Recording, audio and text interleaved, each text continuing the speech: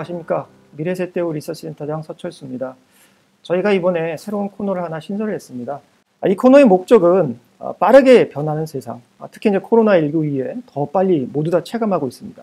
이런 가운데서 글로벌 트렌드를 잘 읽고 그리고 어디에 투자하면 좋을지에 대해서 조금 더 깊게 전문가의 의견을 전달해 드리려고 합니다.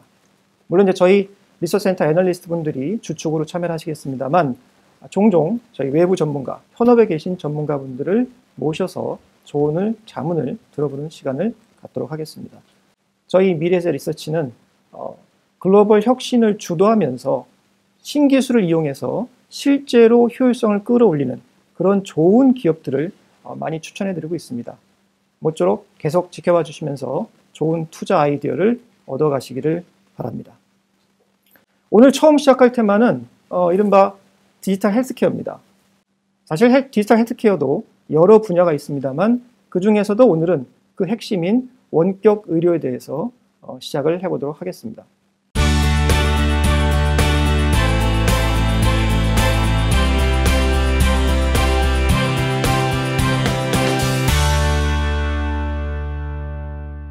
일단 처음의 시작은 원격 의료는 뭐냐?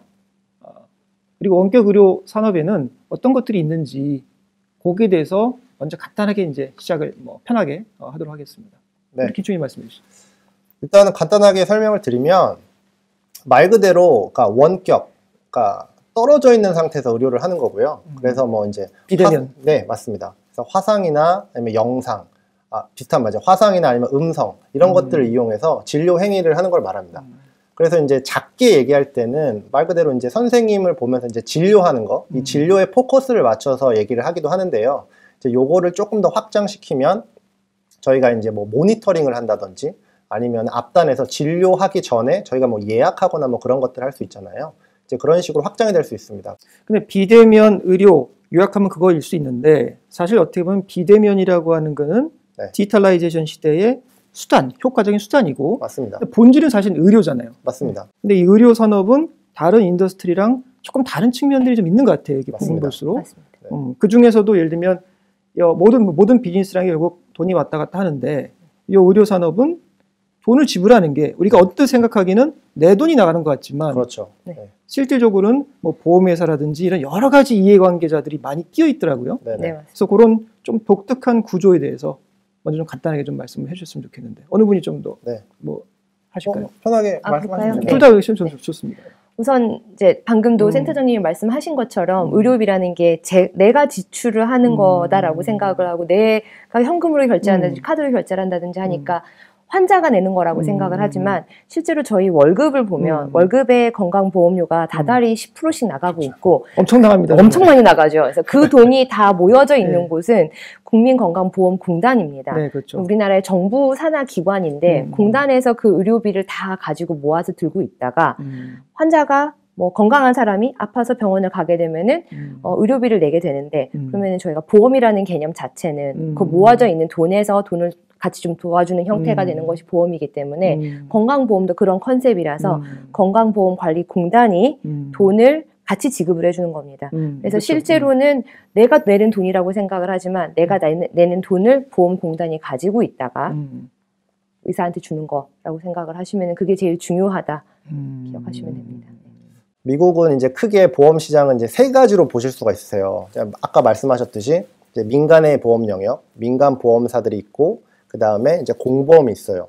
근데 이 민간 보험이 또 재밌는 부분은 우리가 이제 쉽게 얘기하면은 뭐 우리나라에도 S보험, H보험 이렇게 이제 보험사들이 있듯이 거기 플러스 기업들이 공제회식으로 자기 직원들을 위해서 제공하는 그런 또 다른 영역이 하나 있습니다. 그래서 크게 세 가지 영역으로 있다고 보시면 돼요. 그런데 공보험 영역은 말 그대로 공적 영역이기 때문에 사실 굉장히 보수적입니다. 그래서 대부분의 이제 새로운 기술이나 뭐 상품이 도입이 되면은 당연한 얘기겠지만 사보험 영역부터 시작을 하는 게 1번이에요. 그래서 그 중에서 이제 제일 좋은 영역이 기업들이 자체적으로 공제회식으로 하는 그 영역, 거기서 그 다음에 이제 민간, 그 다음에 공보험 이런 식으로 확장이 되는 구조고요. 그래서 이제 미국의 원격 의료 업체들을 보면은 당연히 뭐 여러 가지 있겠지만 핵심적인 비즈니스 모델만 말씀드리면 시작은 기업들의 공제회로 했다. 그렇게 해서 이제 확대되는 상황이고요. 지금은 이제 코로나 상황에서 굉장히 좀 의미가 있는 게 공보험 시장까지 확대될 가능성이 있다. 이렇게 확대되고 있습니다. 이미 확대가 됐죠. 현재 일시적으로 미국의 공보험에서도 원격 의료에 대해서 일시적으로? 네, 일시적으로 인정을 해주고 돈을 주고 있습니다. 왜 우리가 보험 얘기를 처음에 좀 꺼냈는가? 그걸 다시 한번 좀 정리해 볼 필요가 있을 것 같아요. 네. 한마디로 정리하면 왜 우리가 이 얘기를 하고 있는 거예요, 지금? 보험에서 정의를 안 해주면 일단은 사업 자체를 시작할 수가 없습니다. 글로벌로 봤을 때는 이게 진짜 핵심이고요. 그러니까 보험이 돈을 내주는 역할도 있지만 최초에 이거는 어떤 영역이다라고 설정해 주는 게 있어요. 그러니까 기준을 네, 맞습니다. 룰을 세운다는 거예요? 맞습니다. 룰을 보험에서 하세요? 맞습니다. 네. 당국이 안 세우고? 한국은 당국이고 네네. 미국은 보험회사라고 생각하시면 좋을 것 같습니다. 그 정부가 그 권한을 그쪽에 위임을 해준 거기 때문에 네. 그래서 보통 프로세스를 보면은 규제 프로세스를 겪고요. 그래서 이게 의료가 또 재밌는 게 처음에 허가를 내줍니다. FDA, 쉽게 말씀드릴게요. FDA라고 하면 FDA 허가를 받잖아요. 이게 끝이 아니에요. 그러니까 FDA 허가를 받은 거는 너네는 요 규격으로 만들어도 뭐라고 하지 않을게 라고 하는 최소한의 허들. 네네. 근데 이제 보험에서 허가해 주는 거는 그러면은 이 기계를 어떤 영역으로 특정해 줄 거냐. 그 카테고리를 만들어 줍니다. 가격표를 매겨야 되기 때문에.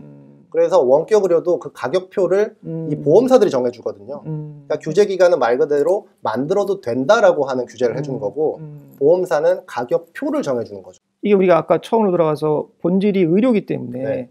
사실은 보험 전문가가 할 수 있는 역할은 제가 볼 때 좀 한정적일 수도 있을 것 같고 네. 뭐 약간 커테고라이즈를 하든 네. 아니면 뭐 예를 들면 이게 뭐 어떻게 되든 간에 비용 측면이 어떻게 발생될 거를 예상이 되든 네. 이런 부분들은 상당한 의학적 지식이 있는 예를 들면 의사분들께서 네. 이쪽 보험 여기 아까 보험이 뭐 저기를 해준다 그랬는데 네. 허락을 해준다 그랬는데 상당 부분은 의사분들이 여기 관여를 하셔야 되는 거 아닌가요? 예, 맞습니다. 네. 근데 지금 약간 헷갈려 하시는 부분이 네. 있는 것 같은데, 이러한 우리나라의 민간 보험사, 뭐 예를 들면은 뭐 M 보험사라든지, 뭐 H사라든지, 뭐 이런 S사라든지 그런 회사들의 보험회사가 아니고, 실은 저희가 보험이라고 생각을 하는 그러니까 보험이라 말을 하는 그 영역은, 그러니까, 건강보험관리공단이라든지 아니면은 미국에서도 이러한 그 보험, 그러니까 의료 보험을 담당을 하는 영역이 따로 있는 거고, 그쪽에서 담당을 하는 사람들은 대부분 다 의학적 지식이 다 당연히 있는 사람들입니다. 그래서 예를 들면 어떠한 약값을 정할 때 100원짜리 약이라고 정할지 1000원짜리 약이라고 정할지 25억짜리 약값이라고 정할지를 결정을 하는 것들이 보험회사가 한다라고 영역을 생각을 하시면 되는 거고, 김선임님 이 말씀하시는 보험사랑 저희가 말하는 보험사랑은, 그러니까 저희가 말하는 보험사는 이러한 형태의 그 의료 가격을 결정을 하는 보험사라고 생각을 하시면 좋을 것 같습니다. 그러니까 저희가 초장에 보험사 얘기를 좀 하는 보험 쪽의 측면의 얘기를 하는 이유는 이 인더스트리를 확장하기 위해서는 사실은 보험사라고 하는 뭐 표현이 좀 그렇습니다만 뭐 일종의 먼저 자리를 잡고 있는 이 구조상 뭐 기득권이라 얘기할 수는 없겠죠. 하여튼 뭐 그런 어떤 현재 셋업된 구조. 여기서는 이쪽을 얼마나 잘 파고 들어가느냐도 되게 비즈니스 확장할 때 중요한 부분이다. 네, 맞습니다. 그런 관점에서 일단 우리가 먼저 건드려 본 것이고요. 그렇죠? 뭐 깊이 하면 너무 길어지니까요. 근데 이제 뭐 방금 이제 국내 좀 한국 뭐 우리나라의 의료보험 체계 말씀 주셨습니다만 사실 저희가 조금 더 관심 있는 부분들은 우리보다 먼저 앞서서 원격 의료를 하고 있는 해외 선진국의 사례, 특히 이제 미국 혹은 뭐 중국 뭐 어쨌든 중국도 활발하게 하고 있지 않습니까? 네, 맞습니다. 그래서 먼저 미국 쪽 얘기를 어떻게 그들은 하고 있는지 이런 것들을 조금 따져볼 필요가 있을 것 같아요. 미국 시장에서 원격 의료가 활발하게 된 가장 결정적인 하나의 이유다. 뭐를 꼽을 수 있어요? 그거는 아무래도 단 하나는 당연히 비용이죠. 비용이 굉장히 높기 때문에 이게 화두가 됐던 거고, 사실 저희도 한 작년 8월부터 원격 의료에 대해서는 많이 말씀을 드렸었어요. 코로나 이전부터. 이제 가장 큰 이유는 이게 말씀하셨던 것처럼 비용을 줄일 수 있는 수단이 되기 때문이죠. 일단 지금 말씀은 미국에서는 비용 문제가 가장 컸다. 워낙 비싼 나라니까. 그런데 제가 알기로도 미국의 보험료들은 다 아시는 것처럼 미국 근로자들 같은 경우는 다 이제 기업에서 그 보험료를 지금 우리 하고 있잖아요. 그래서 기업들을 상대로 비즈니스 어떻게 확장하는 것인가, 이것도 되게 중요한 포인트 같은데. 그래서 이제 아까 전에 말씀드렸다시피 처음에 타겟으로 잡는 것은 기업들 시장을 당연히 먼저 잡고요. 그게 아무래도 상대적으로 쉽기 때문에. 그래서 이 이제 뭐 제일 대표적인 미국의 회사가 텔라닥이라고 하는 회사인데 이 회사가 굉장히 재밌는 모델을 씁니다. 이제 구독 모델을 써요. 우리가 이제 요새 많이 하시잖아요. 뭐 서브스크립션이라는 비즈니스를 쓰는데 기업들 대상으로 달달이 이제 보험료를 받고 그 다음에 이제 그들 직원들에게 원격 의료를 쓸 수 있는 쓸 수 있도록 해주는 거죠. 네. 비용 측면에서 기업들도 좋아하겠네. 그렇죠. 그러니까 쉽게 얘기하면 저희 회사 총무팀한테 가는 겁니다. 총무팀한테 가서 저희에게 이제 매달 직원당 얼마씩 내시라고 한 다음에 그 다음에 우리가 이 정도 하면은 평소보다 50%에서 40% 의료비를 절감시켜 줄 수 있다. 이런 컨셉으로 접근을 하는 거죠. 퀄리티만 보장이 되면 뭐 괜찮은 네네. 거죠. 보장될 수 있을까? 그래서 그러니까 이제 범위가 일단은 처음에는 말씀드렸던 대로 진료 범위가 이제 한정돼 있을 거고요. 거기서 이제 진료가 이제는 한 미국에서도 6,000명 정도 고객을 모아놨거든요. 우리나라 인구 수준을 모아놨어요. 그러니까 요 정도가 되니까 이제부터는 코로나 때문에 더 이제 인정받은 것도 있고 이제 메뉴판을 점점 확대를 하는 거죠. 이게 규모의 경제가 되기 시작했다는 네네. 얘기죠. 그래서 그 비용 부분이 컸고 기업들을 상대로 해가지고 비즈니스를 확장을 했고 코로나가 대단히 좋은 하나의 모멘텀이 되었다. 맞습니다. 라는 거고요. 네, 저희가 방금 나눴던 말씀 중에서 사실은 원격 의료 자체도 계속 비즈니스 확대가 돼야 되는데 지금 현재는 정신과 의료라든지 혹은 만성질환 이 정도에만 집중이 되고 있다고 말씀 주셨잖아요. 근데 비즈니스 하려면 계속 옆으로 확장이 돼야 되는 거잖아요. 근데 지금까지 그런데 요 두세 개 정도에 국한되어 있었던 이유는 뭐고 또 앞으로 그러면 어떻게 어떤 상황이 되어야 그런 쪽으로 좀 더 발전해 나갈 수 있을지 그 좀 말씀 좀 주실 수 있을까요? 병원에 환자가 왔을 때 우선은 어떠한 병이 있는지 진단을 해야 되고 진단을 한 다음에 치료를 하고 치료를 한 다음에 그거를 모니터링을 해야 되는데 이 세 가지 영역을 원격으로 하려고 하면은 어떠한 기기들이 결국 개발이 돼야 됩니다. 실은 현재 정신과 같은 경우는 특별한 기기가 필요가 없기 때문에 많이 사용을 하는 것이고 당뇨 같은 경우는 나중에 저희가 다시 말씀을 드리겠지만 혈당 기계 같은 것들이 워낙 잘 무선으로 원격 모니터링을 할 수 있게끔 개발이 되어 있는데 그거 말고 다른 것들이 개발이 그러니까 영역이 확대가 되려면 뭐 부정맥 환자들을 모니터링을 할 수 있는 부정맥 의료기기라든지 내지는 천식 환자들의 숨소리를 녹음을 할 수 있는 의료기기라든지 내지는 그런 게 있어요 지금? 현재 개발을 하고 있는 회사들이 많습니다. 붙여서 스티커 붙이면은 그걸로 24시간 동안 애기 잠자는 소리 녹음해서 애가 천식이 몇 번 발작이 있었는지 녹음하는 그런 기계들도 있고요. 산부인과 쪽으로도 뱃속에다 배를 이렇게 띠를 둘러가지고서 엄마 자궁 수축이 얼마나 있는지 아기는 뱃속에서 잘 있는지를 확인하는 기계들이 있거든요. 근데 이제 그런 것들이 좀 더 보편화되고 환자들이 많이 사용을 할 수 있게끔 해줘야지 원격 의료의 영역이 산부인과나 호흡기내과나 다른 영역으로 많이 확장을 할 수가 있게 됩니다. 그렇겠네요. 그러니까 원격 의료라는 게 병원에 가지 않더라도 집에서 자신의 건강 상태를 주기적으로 점검을 해서 그 정보를 의사분들하고 공유를 이제 떨어진 상태에서 하는 거잖아요. 데이터도 쌓아가고. 근데 그러려면 당연히 웨어러블 같은 그런 이제 웨어러블이죠 이름 자체가. 맞습니다. 웨어러블 디바이스들이 점점 더 개발이 돼야 되고 그것이 원격 의료랑 같이 상생할 것이다. 특히 우리 웨어러블도 좀 보셨잖아요. 그렇죠. 네. 그쪽에서 조금 더 우리 대화를 좀 보완해 주실 게 있으세요? 더 풍성하게 해드리겠습니다. 일단 보시면은 저희가 아까도 말씀드렸지만 이 원격 의료라는 거는 말 그대로 지금 병원 안에서 일어나는 일을 대체하는 거예요. 쉽게 얘기하면은. 그런데 우리가 일상생활에서 일어나는 의료와 관련된 일이 훨씬 많거든요. 그러니까 예를 들면은 이제 부정맥, 그러니까 쉽게 얘기하면 심장에 그 전기 신호가 이상이 생긴 이 질병 같은 경우도 병원 가서 측정하는 것보다 일상생활에서 이상이 훨씬 많이 일어나요. 그렇죠. 병원 가면 또 괜찮더라고. 이상하게. 그래서 통상 우리가 얘기할 때 이제 그런 걸 이제 저희가 라이프 로그 데이터라고 하는데, 일상생활에서 벌어지는 건강과 관련된 데이터가 한 70% 정도래요. 전체 데이터라고 하면. 병원 가서 잴 수 있는 건 30%밖에 안 된답니다. 병원에 가는 시간 자체가 뭐 30%가 안 되니까. 그래서 이 웨어러블이 그런 식으로 방향을 하고 개발이 되고 있고요. 그래서 실질적으로 지금 이제 제가 리포트도 썼습니다만 글로벌리 이런 쪽으로 굉장히 이제 새로운 업체들이 많이 등장을 하고 있어요. 그래서 그러니까 혈당을 측정하는 기술 같은 경우에는 좀 많이 올라와 있고, 그 다음에 이제 말씀드렸던 이제 심장과 관련된 신호를 재는 기기라든지 이런 식으로 기계들이 계속해서 지금 나오고 있습니다. 사실은 뭐 데이터의 중요성이야 뭐 두말할 것이 없는 것이니까. 네네. 이게 뭐 EMR이라고 그러나요? 네네. 이게 풀네임이 뭐예요? 일렉트리컬 메디컬 레코드라고 해서 전자로 만들어진 의료 기록입니다. 근데 현재는 EMR보다는 EHR이라는 표현을 더 많이 쓰고요. 일렉트리컬 헬스 레코드라고 해서 좀 더 광범위한 것들을 많이 다루고 있습니다. 근데 이게 아까 말한 되게 중요한 부분인데. 네, 맞습니다. 이건 그렇죠. 나중에 AI랑도 당연히 연결이 될 수 있는 맞습니다. 부분이고요. 네. 그런데 이게 지금 우리나라 같은 경우도 얼마 전에 뭐 데이터 3법 뭐 이렇게 통과되지 않았습니까? 네네. 뭐 근데 이런 부분에서 앞으로 어떻게 그 우리가 뭐 그 이쪽의 방향, EMR, EHR 네. 뭐 어떤 거든 간에 네. 요게 나중에 어떤 식으로 좀 더 우리 이 비즈니스를 확장할 때 잘 쓰일 수 있는가? 네. 관련 규정도 좀 바뀌긴 했는데 그런 요 데이터 관련된 것도 우리가 좀 되게 중요한 부분이니까 네. 엄청 중요한 부분. 그거에 대해서 우리가 이 비즈니스 주는 함의 내지는 발전 예상되는 양상 이런 것들은 어떻게 볼 수 있을까요? 제가 먼저 할까요? 네. 그러니까 미국 같은 경우는 텔레닥처럼 그러니까 중개해주는 플랫폼이 되게 커졌는데 그게 가능한 이유는 중개 수수료라는 게 컨셉이 가능해서 그런 거였거든요. 근데 한국에서는 원칙적으로는 환자를 소개를 해주는 유인 행위에 대해서 돈을 받을 수가 없습니다.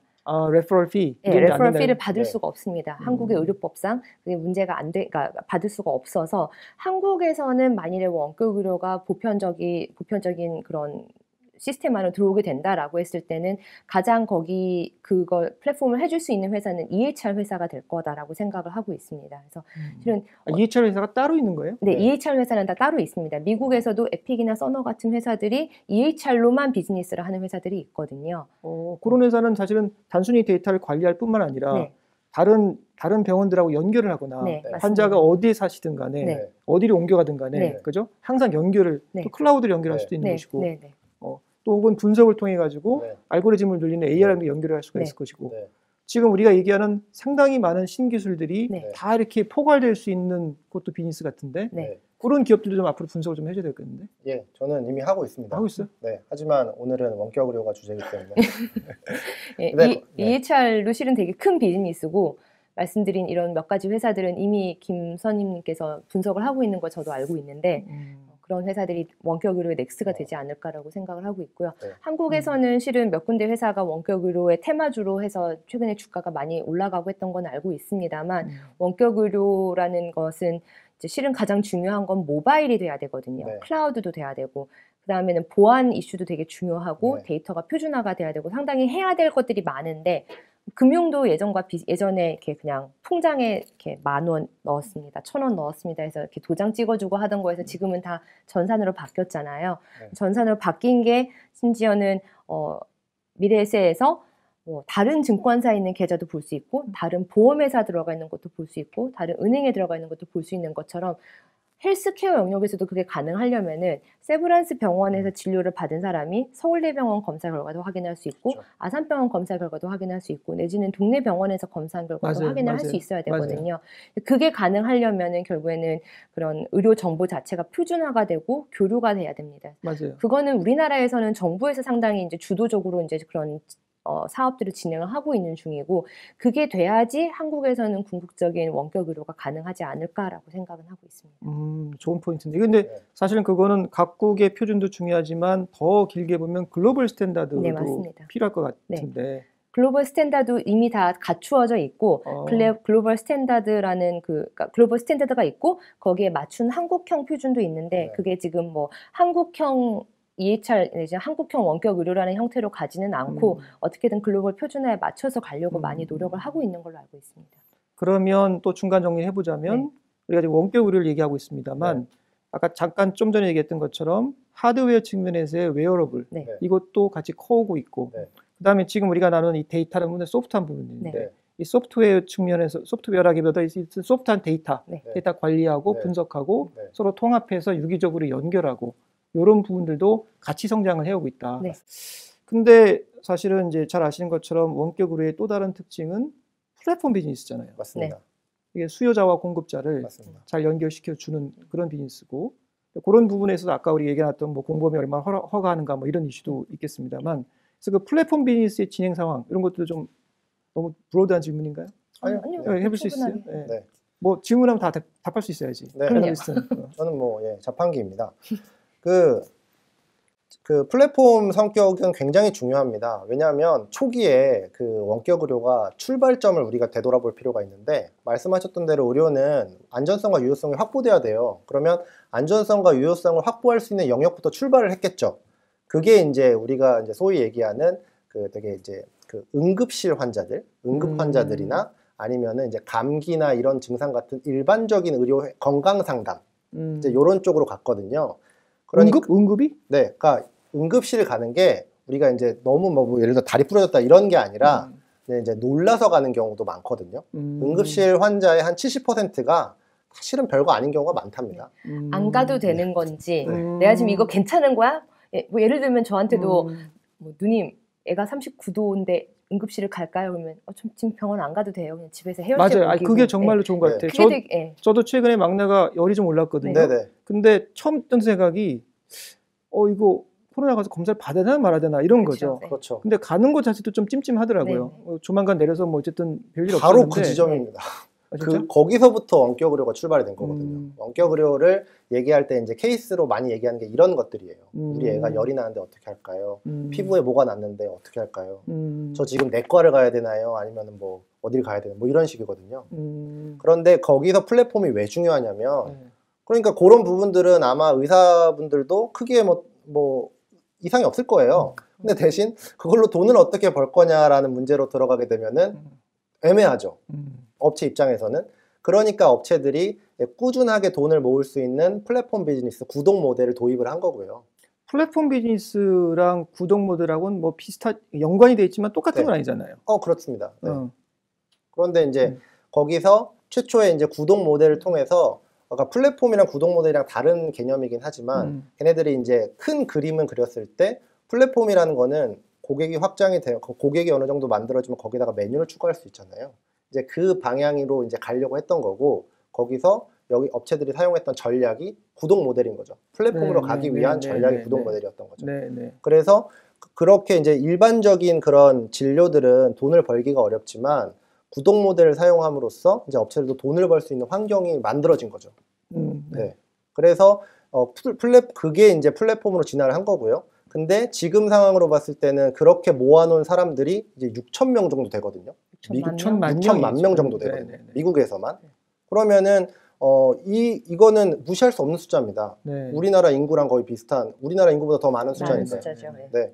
그래서 여기에서 이제 말씀하셨던 이제 웨어러블 기술이나 이런 것들을 차용을 하면서 이제 메뉴판을 늘려나가는 이제 플랫폼의 성격을 이제 점점점 보이게 되는 거죠. 플랫폼 비즈니스 같은 경우는 선점에서 나간 기업들이 사실 상당히 유리한 이렇게 밟아 나갈 수 있는 건데, 제 질문의 요지는 어느 정도 산업이 이렇게 좀 컨sol리데이션이 좀 되고 있는 건가요, 그쪽에서? 그런 모장 다 이게 흩어져 있는지. 미국 같은 경우는 실은 텔레닥이라는 회사가, 텔레닥 저희도 나중에 말씀드릴 겁니다. 그 회사가 이제 어느 정도 자리를 잡고 나서는 미국은 50개의 주로 이루어져 있잖아요. 네, 저도 각 압니다. 주마다, 그러니까 각 주마다 잘 나가고 있던 원격 의료 네네. 플랫폼 회사를 다 계속 끊임없이 인수를 합니다. M&A를. 네, M&A를 해서 텔레닥이라는 회사는 실은 각 주별로 제일 잘 나가는 원격 의료 회사를 인수를 한 것도 있고요. 네. 그 다음에는 의료라는 영역 자체가 아까도 말씀드렸다시피 되게 세그멘트가 너무 나눠져 있어서 네. 고혈압만 잘 보는 플랫폼 회사가 있고, 네. 우울증만 잘 보는 플랫폼 회사가 있었고, 네. 산부인과만 보는 플랫폼 회사가 있었던 것처럼 네. 텔레닥이 실은 그렇게 세부 전공을 잘하는 그런 플랫폼도 인수를 많이 했습니다. 그래서 미국에서는 텔레닥이 실은 상당히 많은 포션을 이미 다 지금 먹었다라고 생각을 할 수 있고요. 박사님, 예, 말씀 주시겠어요? 네. 근데 한국에서는 그거는 조금 어려운 상황이긴 합니다.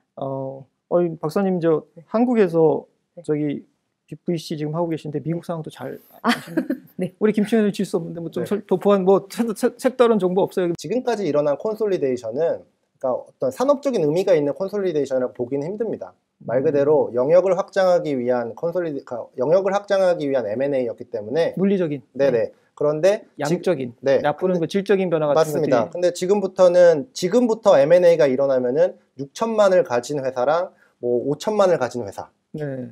그런 식으로 될 거거든요. 빅딜인데? 네, 아니면은 유럽이나 아니면 미국 이런 식으로 지역 간 콘솔리데이션도 일어날 수 있죠. 좀 덩치가 좀 커지면서 네. 이렇게 플레이하는 급이 좀 달라지고 있네요. 이제는. 맞습니다. 네, 그래서 지금 실제로 텔레닥 같은 경우도 지금 보면 굉장히 이제 본인들의 주장이긴 합니다만 글로벌 플레이가 가능한 유일한 회사다라고 얘기를 하거든요. 맞아요. 네. 그 이유가 뭐냐면은 이 회사가 지금 하는 게 유럽에 있는 회사들을 인수하고 있어요. 네. 그렇게 해서 이제 플랫폼을 확장하고 있거든요. 그래서 지금 콘솔리데이션은 오히려 지금부터가 더 많아질 수 있다. 저는 그렇게 보고 있습니다. 근데 이게 합종 연행이 버티컬 인티그레이션이 일어날 수 있다고 보거든요. 이것도 약간 플랫폼의 일환으로 봐야 될 것 같거든요. 일단 저희가 미국에서만 봤을 때 이제 텔레닥이라는 회사를 얘기를 하면은 일단 6,000명의 환자를 모아놨습니다. 6천만 명. 6천만 명. 자꾸 여기 뒤에 나올 것 같아요. 6천만 명의 그 고객들을 모아놨어요. 그러면 이 고객이 단순하게 원격에서만 쓸 거냐? 이건 아니거든요. 그래서 제가 말씀드리지만 이제 6천만 명의 6천만 명의 환자들을 원격 의료를 쓰는 환자들을 만들었어요. 근데 그 환자들은 사실은 일상생활에서도 아플 수 있거든요. 혹은 원격으로 받고 나서 사후적으로 관리가 필요할 수도 있고요. 당연한 얘기겠지만 이 원격 진료는 그 전체적인 진료를 확대하는 데 있어서 말 그대로 그게 플랫폼의 역할을 할 수 있다고 봅니다. 그럼 판이 좀 바뀐다는 그런 의미인가요? 물론 굉장히 장기적인 얘기겠습니다만 충분히 가능성이 있죠. 이미 사람을 6천만 명을 모아놨기 때문에 네. 앞으로 이게 더 미국 인구가 3억 명 정도 됩니다. 그러면 여기서 예를 들어서 뭐 1억, 2억까지 모아놨다 치면 저는 당연한 얘기겠지만 굉장히 많은 일들이 가능할 수 있을 것 같거든요. 중국도 3, 4억이 지금 등록하고 있잖아요. 맞습니다. 그래서 이거를 단순하게 원격 의료가 부각이 된다. 그래서 원격 의료 시장이 어떻게 클 것이냐. 이것도 되게 중요한 포인트긴 한데요. 그렇게 큼으로 인해서 이 원격 의료로 모아놓은 사람들이 어떻게 의료를 변화시켜 나갈 것이냐. 이것도 하나의 관전 포인트가 되겠습니다. 저는 이런 원격 의료 회사들이 궁극적으로는 언젠가는 병원도 소유를 하게 될 거고 궁극적으로는 아주 혁신적인 보험사도 만들 수 있지 않을까라고 생각을 하거든요. 그래서 이들 자체가 의료를 혁신을 시킬 수 있을 거다라고 생각은 하고 있습니다. 이미 실질적으로 중국 같은 경우는 원격 의료 하려면 병원을 소유해야 되잖아요. 맞습니다. 그렇죠? 네. 지금 말씀하셨던 것처럼 병원을 인수할 수도 있는 거고요. 또 보험을 인수할 수도 있는 거고요. 다양한 게 가능한 거죠.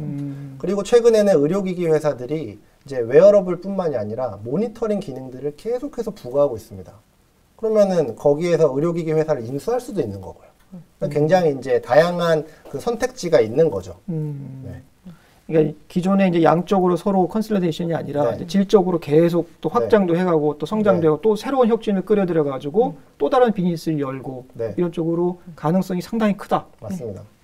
그리고 이건 이제 김 선임님 같은 경우는 이제 산업적인 뜻에서 그러니까 영역에서 이제 분석을 해준 거라고 하면은 의료 영역에서 실은 봤을 때 의료를 크게 세 가지로 나눈다라고 하면은 병을 진단을 하는 게 있을 거고 병을 치료를 하는 게 있을 거고 병에 안 걸리게 예방을 하는 게 있을 거거든요. 현재 이런 원격 의료라고 하는 영역은 병을 진단을 하는 영역에서 도와줄 수가 있는 거고 내지는 병이 안 걸리고 건강한 삶을 유지를 할 수 있게끔 하는 거에 되게 많은 도움을 주고 있는 거기 때문에 이 영역 자체는 그동안의 의료는 어떠한 병을 치료하는 영역에만 되게 집중을 하고 있었는데 이제는 병에 걸리지 않게 건강한 삶을 네가 유지하게 해주는 거에 도움을 많이 줄 거기 때문에 소 잃기 전에 외양간을 고친다. 맞습니다. 그런 영역에 되게 많이 집중을 할 것이기 때문에 저는 그 영역에서 그러니까 원격 의료 플랫폼 회사들이 상당히 많은 성장을 할 수 있을 거다라고 생각을 하고 그런 있습니다. 측면에서는 기존의 의료계의 어떤 이해상충하고는 조금 크게 신경 쓰지 않아도. 그래서 오히려 더 그런 영역에 의료와 시너지도 날 수 있을 것이고. 실제로 이제 우리 김 선임님께서 레포트 쓰신 걸 보면은 뭐 눔이라는 다이어트와 이제 체중 관리하는 업체와 그 다음에 보험회사가 연계를 해서 보험회사 가입돼 있는 사람들을 원격으로 살을 빼게 도와주고 그래서 이 사람들이 당뇨가 안 걸리게 하고 여러 만성질환에 안 걸리게 하는 그런 서비스를 제시를 한 적이 있었거든요. 뭐 저희가 지금까지 이제 드린 말씀은 대체로 디지털 헬스케어 중에서도 원격 의료 산업이 지금도 물론 좋지만 앞으로도 이러한 쪽으로 이러한 부분과 같이 성장을 해나갈 수 있다. 이런 걸 강조를 해드렸는데 세상 사람에게 다 좋은 것만 있는 거 아니잖아요. 그렇죠. 우리가 이렇게 빠르게 성장할 거로 기대를 하고 있는데 실제로는 현실에서는 이러이러한 허들이 있거나 제약이 있거나 혹은 뭐 리스크가 있을 수 있잖아요. 그런 것도 좀 마지막으로 좀 점검을 해봐야 되지 않을까요? 맨날 좋은 얘기만 할 수 없잖아. 네. 그 우선은 가장 이제 사람들이 이러한 원격 의료 플랫폼이 잘 보편화가 되고 여기에 많은 데이터가 쌓이면 이 데이터를 바탕으로 넥스트 비즈니스를 할 수 있을 거다라는 기대를 네. 하고 있는데 실은 의료 데이터라는 거는 상당히 민감한 개인 정보이기 때문에 그쵸. 미국에서도 이 데이터를 바탕으로 너의 신용 정보를 결정하겠어, 너의 뭐 금리를 결정을 해주겠어라는 그런 넥스트 비즈니스까지 연결이 되어 있지는 않습니다. 네. 그거를 기대를 하고 투자를 들어가는 거는 상당히 위험한 일이다라고 생각을 할 수가 있고요. 그다음에 그렇게까지는 아직은 네, 좀 그렇게까지는 가지는 그런 않습니다. 부분은 좀 네, 아니라는 거죠. 그런 부분은 아니고 단순히 다만 이걸 바탕으로 당신의 그 보험 요율은 조정을 해줄 수는 있는 걸로는 알고 있는데 말고 다른 뭐 금리라든지 뭐 그런 것들은 현재는 안 되는 걸로는 알고 있고 사람들이 이거를 만능 치트키라고 자꾸 오해를 하시는 경우도 있는데 이제 그런 일은 절대 발생을 하지 않을 거다라는 거를 알고는 투자를 하시는 게 좋겠다라는 생각이 듭니다. 그 다음에는 실제로는 이러한 원격 의료 업체라든지들의 가장 이제 사람들이 걱정을 하는 지점은 그럼 데이터가 과연 안전하게 잘 보관이 되어 있느냐, 보안의 이슈들에 대해서도 되게 많이 걱정을 하고는 있는데 실은 그 보안은 나름대로의 스탠다드가 다 있어서 그런 글로벌 기준에 맞게 되어 있는 회사들에 대해서는 크게 걱정할 필요가 없다라고 저는 생각은 하고 있습니다. 이 산업의 특징은 사실은 안전성이 담보가 돼야 되기 때문에 규제라는 부분들이 들어올 수 있잖아요. 근데 규제가 의료, 건강 그 자체에 대한 규제도 있고 잠깐 말씀하신 것처럼 데이터에 대한 뭐 그 규제도 있을 것인데 이런 각국의 규제 차원에서의 리스크 같은 건 없을까요? 충분히 있을 수 있습니다. 네, 그래서 그러니까 의약품 같은 경우에는 되게 스트레이트포워드 하거든요. 이 약을 처방하면 되니까 가면 됩니다. 근데 이런 거는 말 그대로 국가의 상황이 다 다르기 때문에 그래서 외국 업체들이 우리나라에서 원격으로 서비스를 할 수 있느냐? 실제로 저희가 텔레닥이라는 회사를 말씀드리지만 우리나라에서 텔레닥을 검색해서 들어가시잖아요. 막혀 있어요. 못 들어갑니다. 진짜? 네, IP가 막혀 있습니다. 막혀 있습니다. 왜? 그거 우리나라에서 원격 의료가 불법이거든요. 거기 가입을 하면 안 되는 거네요? 한국 IP는 막혀 있습니다. 아, 그런 식으로 되게 이제 지역마다 그런 부분들은 그러니까 요거를 좀 산업적인 관점에서 얘기해 보면은 그러니까 좀 이렇게 확대할 때 세계화가 약간 어려울 수 있을 것 같다. 그런 부분이 있을 것 같아요. 각국의 독특한 네. 의료 체계가 있을 것이고 네네. 입장에도 다를 수 있고 네.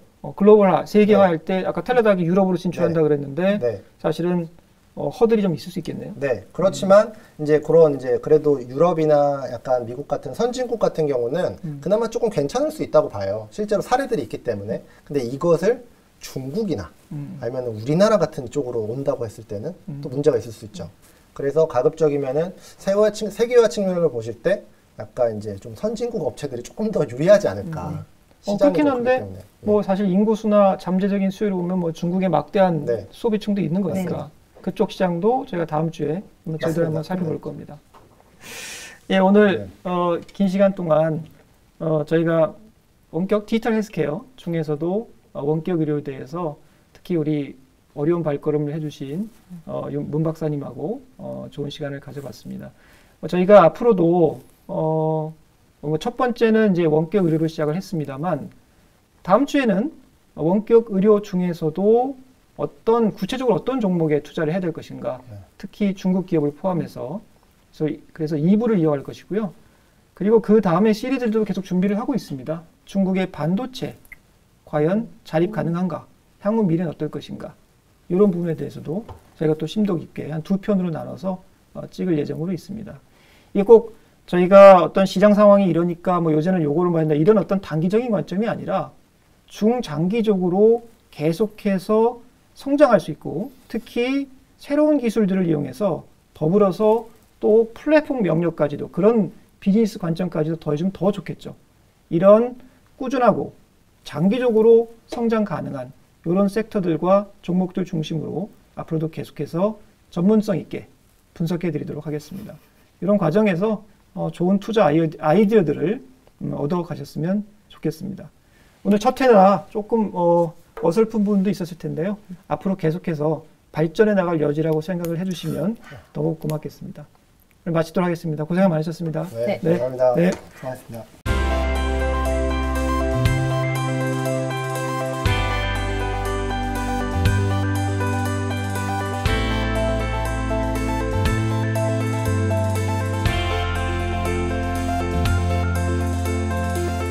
센터장님 이런 거 안 하시네요. 좋아요와 구독 설정 부탁드립니다. 뭐 이런 거 하셔야 되는데. 고맙습니다. 네.